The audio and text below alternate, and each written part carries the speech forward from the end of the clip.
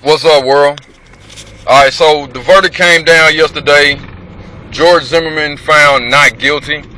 I have to say that I didn't think it would happen. I really thought that they would find him guilty of at least manslaughter. That didn't happen.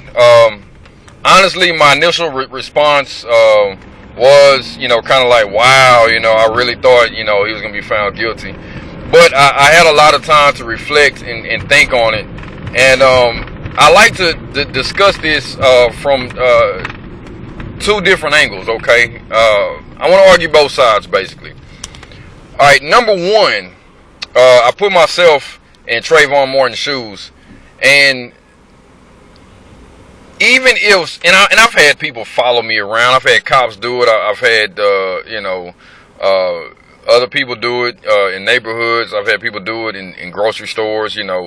If you're black, you're used to it, especially if you look black and your mannerisms are of that black culture. People know you're black. You're black. You're used to it. Okay.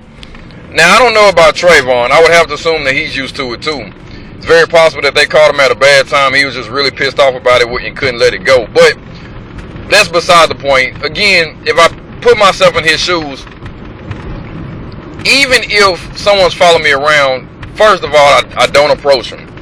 I let them follow me, and until they touch me or get close to me, I don't have a problem. Now, let's assume that this neighborhood watch guy approached Trayvon. All right, let's say they had a conversation. Even if George Zimmerman was yelling, cursing, calling him out his name, all kind of crazy stuff, that's still no excuse to hit somebody, period, okay? Now let's assume that George Zimmerman put his hands on him, tried to restrain him, told him, no, you can't leave, you have to wait for the police, that type of thing. In that kind of situation, being that George Zimmerman isn't a police officer, yes, I would fight to get away from the man. However, as soon as I got a chance to get away from him, I would leave. That brings into question the stand your ground clause in Florida. Because it says that you don't have an obligation to leave. Even though, again, I think that's the most sensible thing to do. If you can fight your way out of a situation and leave, why not leave? Why stick around and continue beating up on someone? I just don't think that makes any sense. But, it is what it is. So, with that being said, again, I see no reason at all for the young man to put his hands on George Zimmerman, unless, of course, George Zimmerman, got physical with him. In any case, he has every right to defend himself and then get away, not defend yourself and stick around.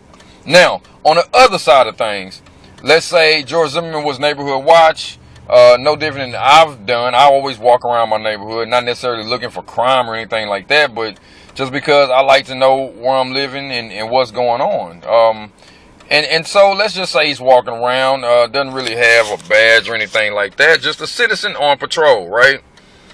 And let's say he's following the young man. He calls the police. Police tell him not to get out of his car, and he says, "Okay, but I still want to tag behind him to find out, where he's going, just so you guys can call me back and let me know. Maybe okay, he went left, he went right, that sort of thing." I can understand that.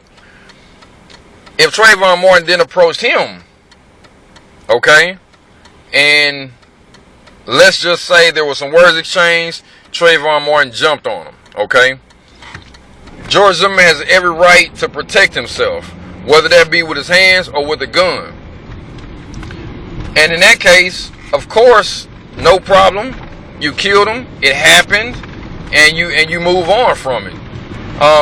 I would like to think that somebody that owns a firearm and feels that the firearm is protection, that they would, want to wound the person instead of going for a kill shot.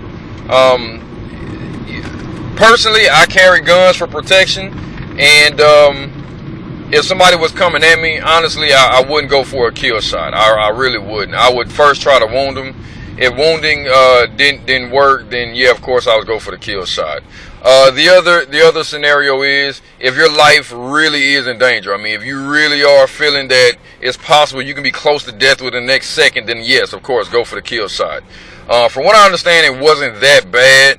But, you know, everyone has a judge for themselves in that situation. And unfortunately, none of us can be in his situation at that time.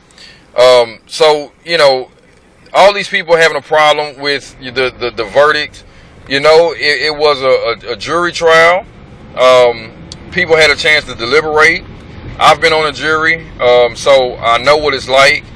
And they had to come to a unanimous agreement, you know, and they took a long time to do that. So I think justice was served. However, again, we don't know exactly what transpired, nor will we ever. And I think that's what has most people upset, is that we really don't know what transpired, and we will probably never know. With that being said, you know, the old saying goes, leave no witnesses, right?